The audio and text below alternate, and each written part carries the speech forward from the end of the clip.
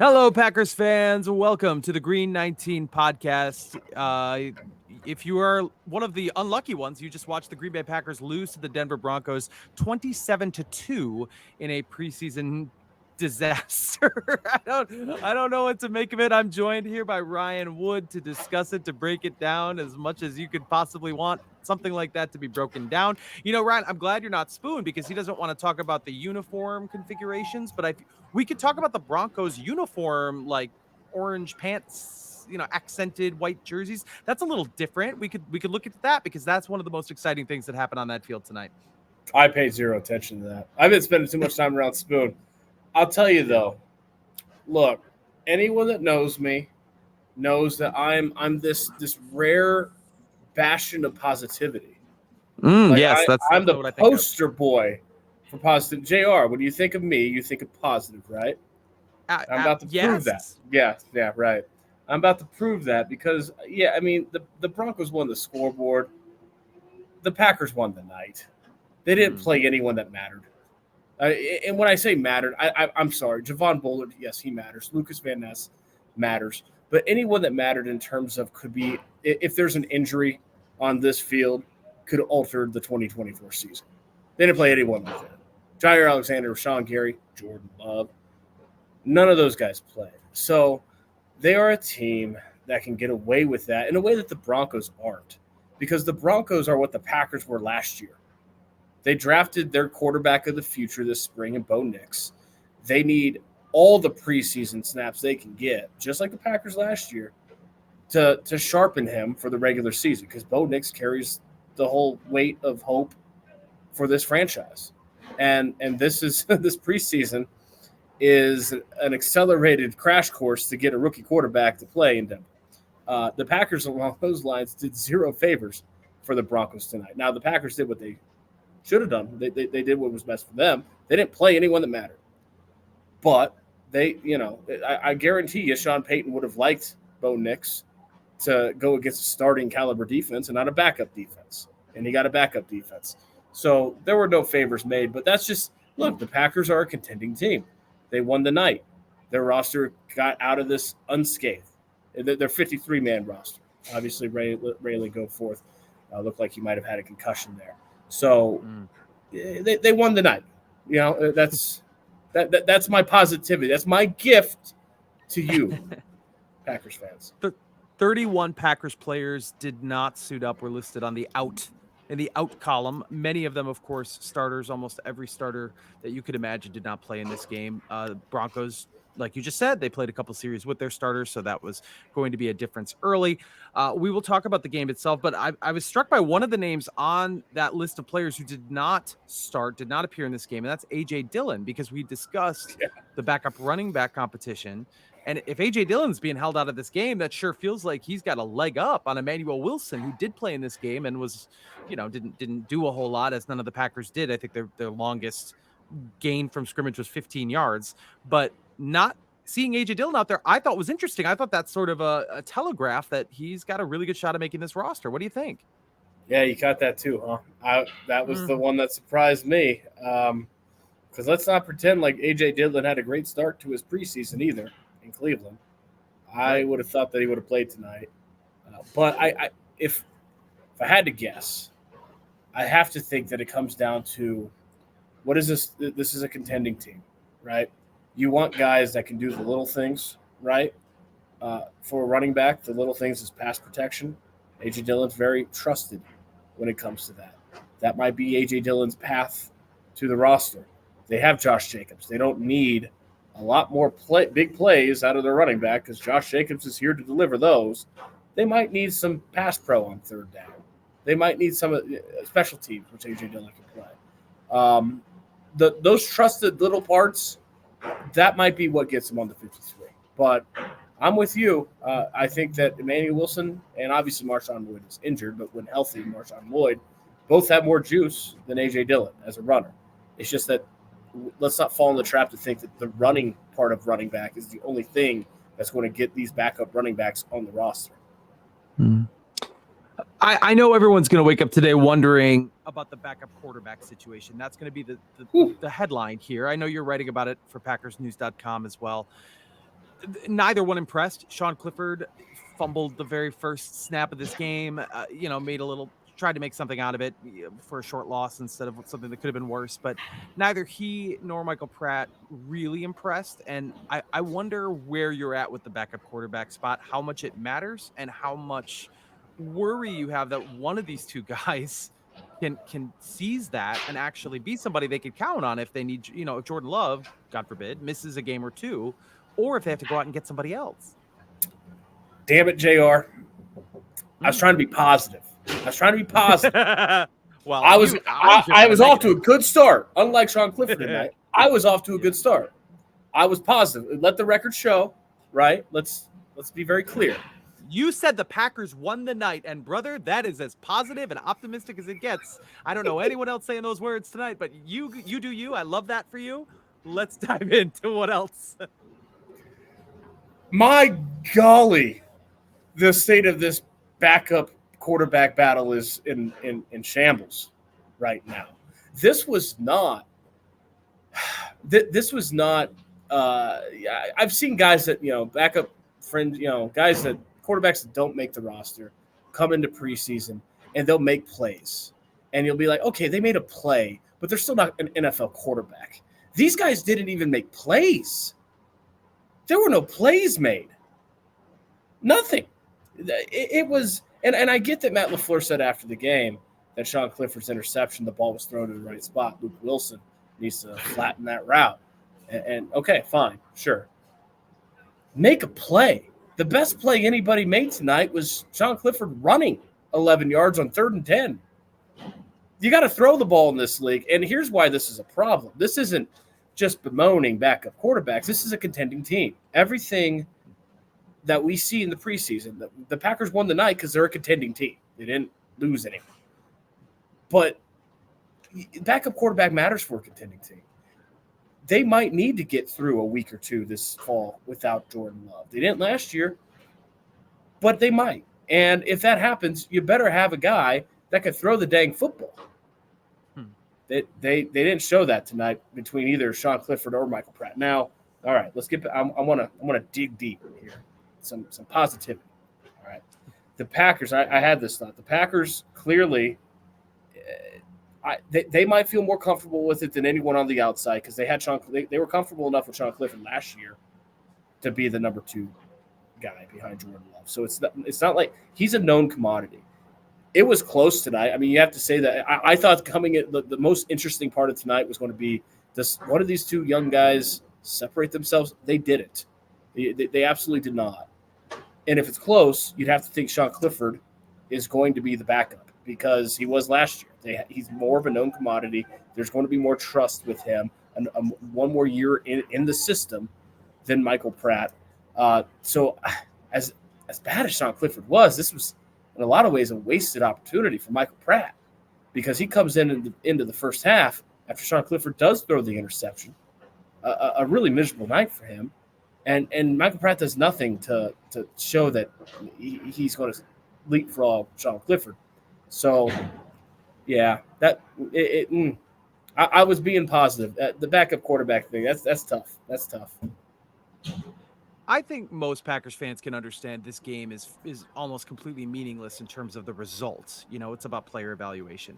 But I think if there is a sense of unease coming out of this week, it's that the reports from practice, it wasn't like the Packers dominated the Broncos, a team that, most people think is going to finish 3rd or 4th in the AFC West this year and fight to be a 500 team. It sure seems like the Broncos kind of had the better end of all of it. So just as you came through the joint practices and just a week, several days being in Denver, what is your sense of kind of where the Packers are at? Does this count as like a quote unquote wake up call or how are people feeling about this? That's a good question. Matt LaFleur said after the game that they were humbled in the practice and tonight. And I asked if he saw them as 2 in the same. He said, no, not necessarily. He took a step back from that. I think it's worth noting, the Broncos do have a good defense. Pat Surtain II is a phenomenal quarterback, and he had a phenomenal practice when it came Friday afternoon. And that's good. Those are great reps for Jordan Love to go against a guy like that. This is a good defense. The reason why people think that Denver Broncos aren't going to do anything this season, it's twofold, right? It's one, the offense, and two, they share a division with Pat Mahomes. So good luck with that. The Broncos defense is legit. It's a solid group. So I think they got good reps this week. Here's what we know, that the Packers are a really talented team. They had a poor week, but I look at this as it's not an alarming as like, oh, maybe they're not as good as we think they are. No, I don't think it's that at all. I think they're too good to have a week like this. I think there's going to be some harsh truths, some butt kicking, some chewing out maybe over the next couple days, and then we'll see how they come out against Baltimore in the joint practice, the preseason game next week. Of note, I asked Matt LaFleur tonight if he'd made up his mind on how to handle the preseason finale against the Ravens. Right. If they're going to be starters, unlike tonight, or if they're going to just run it back with the backups. He said not yet. So he was non-committal. He's very much considering both ways, to either play the starters or go back with the backups. Would not close the door on the starters getting snaps in the preseason finale. That, of course, that game will be at Lambeau Field against Baltimore, their lone home preseason game for the year. Shouts to Zach Morton, who is responsible for the only points tonight for the Green Bay Packers with a tackle in the end zone. I'm wondering if there's anybody that's closer to making this team that we maybe haven't talked about or thought about, one of those undrafted free agent guys, or anybody that you saw tonight, maybe not the night, but any night recently, a name that has jumped to the forefront that maybe this person has an outside shot of making the roster. Nope, I'm going to call it. Not a single undrafted rookie is going to make this 53-man roster. The streak is over. The streak is over. I'm going to call it. We'll see. Is that negative or is that positive? I mean, it speaks well to their draft and develop stat. There you go. Yeah, I'm being positive. Thank you. I appreciate that. Not a single. Not a single. This isn't. Here we go. Positive. It is an incredibly deep and young roster. You've had, darn near 40 players drafted the last 3 springs, and Brian Gutekunst has been on a tear. It's not just quantity; it's a lot of quality there too. I don't see where they're getting an undrafted rookie on this roster, JR. It's pretty impressive. That is indeed.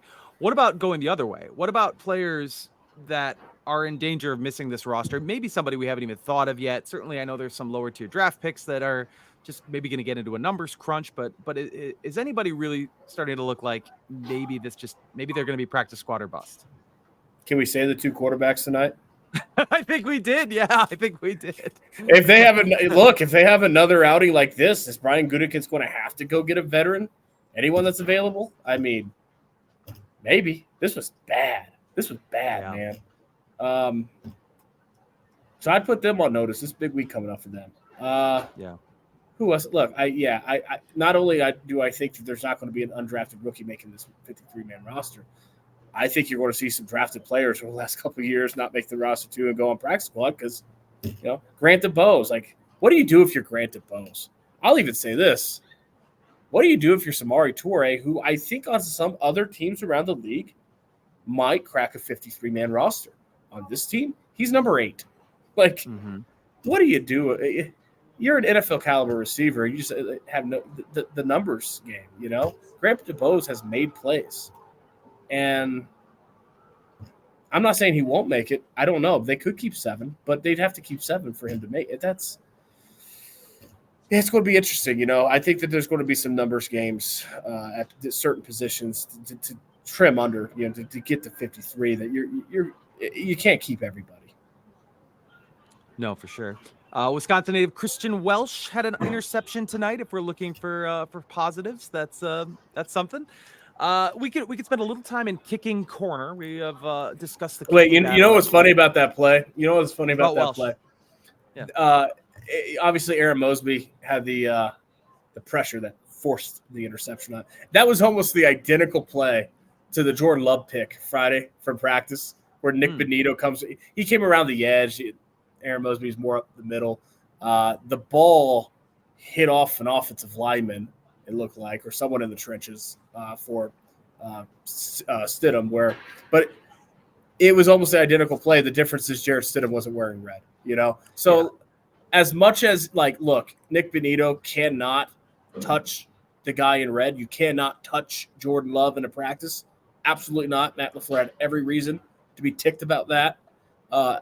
Beyond that, it was otherwise a really good football play, and it was clean. I mean, it was a clean interception other than the red jersey. So, just a little note.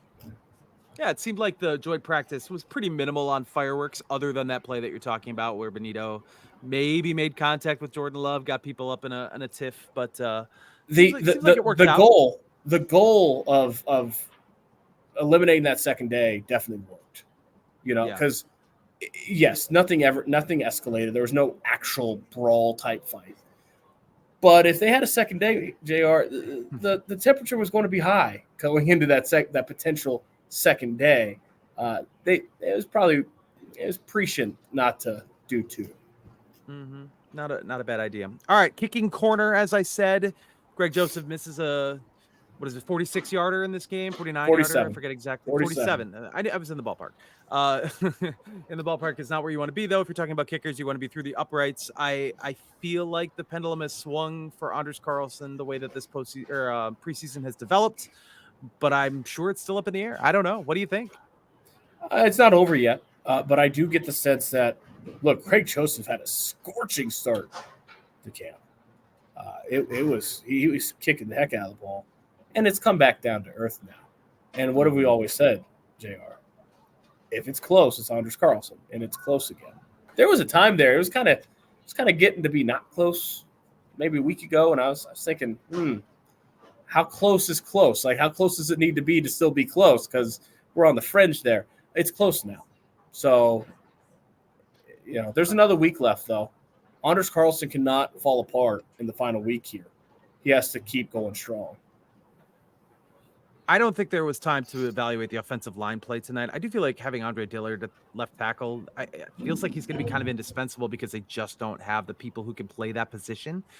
I don't know if you feel differently. If maybe that is a position they somehow try to acquire as cuts are made. I don't know, but it feels like he's got to make this team, right? Yeah, I mean, if they have a great swing tackle on the open market at the end of August, I'm sure that they'll try to sign him. They don't exist. They're unicorns that time of year, So I think, look, Andre Dillard is comfortable at left tackle. He is not comfortable at right tackle. If you had a swing tackle, if you had a guy that you kept as your third guy, you'd rather him be comfortable at left tackle than right. Like, if he could only be comfortable at one, you'd rather it be the blind side than the right side. You wouldn't say, I'd rather be right tackle comfortable and not left tackle. No, so he has that going for him. I think he's going to be the third tackle. Yeah. Let me ask you about one of the draft picks this year. Teron Hopper, I believe, led the Packers tonight with 11 tackles. I know I saw some comments that maybe in space he wasn't as confident, but he's kind of an interesting player. He was a guy that was drafted in a place where I think a lot of analysts thought he would go later in the draft. So, seen as a little bit of a reach or a project, but he's a guy that seems to have been pretty consistent so far this preseason. Did he flash for you? Was there anything that jumped out about him to you tonight? There was, I forget the exact play, but there was one play where he came in and he put a wallop on the ball carrier. I was like, it was one of those where I didn't see the number at first. I'm like, who was that? Looked up at the TV screen above me. That's Teron Hopper. He can hit.